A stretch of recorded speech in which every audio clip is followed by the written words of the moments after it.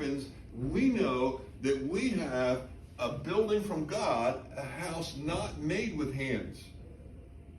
So the resurrection viewpoint is not that you get back the same decrepit body that you have now.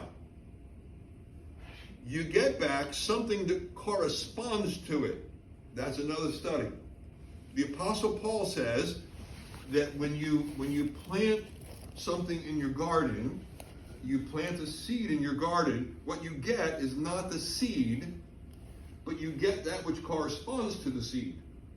So if you put wheat in the ground, you get a wheat stalk, which is far more glorious than the grain of wheat. So the bodies that we get, Paul says here, is a heavenly tent that replaces an earthly tent. And so we can embrace the fact that death is inevitable, and we can face it openly because of the fact that what we're going to have someday is far greater and better. Now, there will be a correspondence. There will be some sense in which you will look like what you look like now.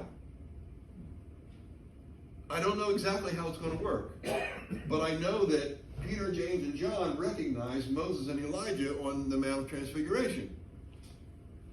And we're not going to be like the robots like you see in those science fiction movies, you know, where you have all these robots that come in rows and they're all exactly the same and so forth. That's not going to be.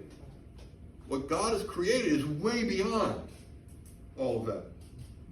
And so Moses understood this truth, which is verbalized by the Apostle Paul in the New Testament. And so Paul's decision then was, therefore, being always of good courage and knowing that while we're at home in the body, we're absent from the Lord, for we walk by faith, not by sight. We're of good courage and prefer rather to be absent from the body and to be at home with the Lord.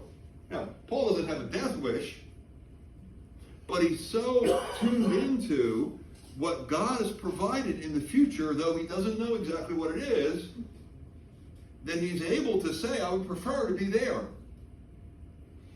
And so that provides for us a sense of being able to face what we sometimes call the ultimate reality here on this planet. Billy Graham is famous for saying to someone, you will read one day that people will say, I'm dead.